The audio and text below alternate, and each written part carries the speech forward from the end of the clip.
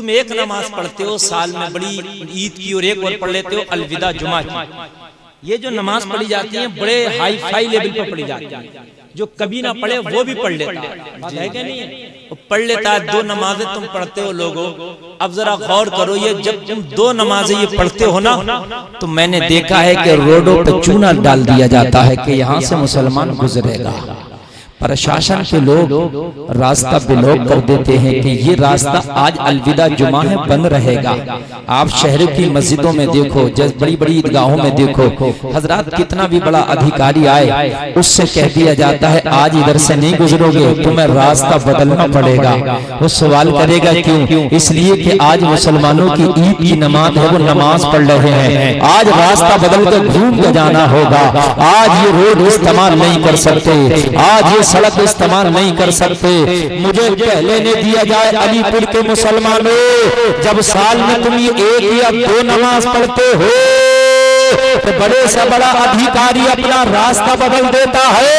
और अगर जिंदगी में रोजाना 5 नमाज पढ़ने लगे तो पूरी दुनिया अपना रास्ता बदलने पे मजबूर हो जाएगी।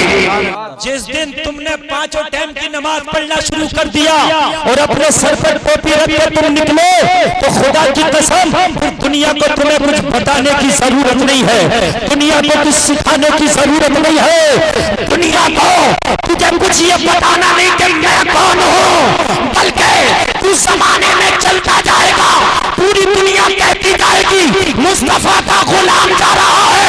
मैदान महशर में उठेगा तो फरिश्ता बोलेगा जन्नत का हकदार आ रहा है। कभी तो किसी ने कहा है पर आज भी हो इब्राहिम सा ईमान पैदा आ कर सकती है अंदाज़े गुलिस्तां पैदा। सुभान अल्लाह, सुभान अल्लाह, जिंदाबाद। किसी को कर बुलंद इतना कि हर तकदीर से पहले खुदा बंदे से खुद पूछे बता तेरी रजा क्या है। बेशक आप कह रहे हो मेरी हुकूमत नहीं सुन रही, अमा हुकूमत तेरी नहीं सुन रही तो क्या हो गया, तू खुद तो अच्छा हो जा, तेरी रब सुनेगा। जिसकी रब सुनता है उसकी सब सुनता है। बेशक जिसकी रब सुनता है उसकी ऐसे नहीं सुनेगा तो फिर वो अल्लाह ने उसे इतनी पावर दी होती है कि फिर वो जबरदस्ती सुना देता है। क्या बात है। बेशक सुनते रहना। मेरे भाइयों तवज्जो है आपकी। अब तो हाँ आप शुरू हो रहे, अभी तो पहला गियर भी नहीं है, टॉप गियर में गाड़ी चलेगी, है ना? आप बस सुनिए मोहब्बत से। अब मुझे बताइए मेरे भाई, चलिए अब आवाज ठीक है। हजरात इबादत बहुत तरह की है। माँ का चेहरा देखना इबादत, बाप का चेहरा देखो, माँ का चेहरा देखो, एक हज्जे मकबूल का सवाब है। सुभान अल्लाह, सुभान अल्लाह। मगर प्यार से देखो तब, ऐसे नहीं कि गुस्से में देखो तब नहीं, प्यार से देखो। रोजा रखना ही इबादत। लेकिन आज मैं आपको बताऊं, नमाज एक ऐसी इबादत है कि जो तमाम बुरे कामों से इंसान को रोक देती है। नमाज एक ऐसी इबादत है, थोड़ी सी 1 मिनट जरा नमाज के बारे में बस 1 मिनट सुनिए, मैं आगे बढ़ूंगा। नमाज एक ऐसी इबादत है जो इंसान का जाहिर भी साफ कर देती है और बातिन भी साफ कर देती है। देखिए, नमाज आप जब तक नहीं पढ़ सकते जब तक कि आपका जिस्म पाक नहीं हो, है ना? बदन भी पाक होना जरूरी है, कपड़ा भी पाक होना जरूरी है, मुसल्ला भी पाक होना जरूरी है कि नहीं है, नमाज पढ़ने के लिए। और फिर नमाज जब आप पढ़ते हैं तो वो आपका दिल और दिमाग भी पाक कर देती है, सुभान अल्लाह, है ना? इसी से बस हम थोड़ा सा दूर हैं नमाज से। अच्छा, कुछ इबादतें ऐसी हैं जो हर रोज नहीं है। ज़कात है साल में 1 बार देना, हज जिंदगी में 1 ही बार करना है, बात है कि नहीं है? रोजा साल में 1 महीने का रखना है, लेकिन नमाज रोजाना 5 वक्त क्यों दी गई? तवज्जो है कि नहीं है? इसलिए कि यही एक ऐसी इबादत है जो बुरे कामों से भी रोक देगी, बेहयाई से भी रोक देगी, तेरा दिल भी पाक कर देगी, तेरा मन भी पाक कर देगी, तुझे भी पाक कर देगी, तेरा चेहरा भी जगमगाने लगेगा, तेरा जाहिर भी जगमगाएगा, तेरा बातिन भी जगमगाएगा। इन्न सलाता तन्हा अनिल फहशाई वल मुनकर, बेहयाई और बुरी बातों से नमाज रोक देती है।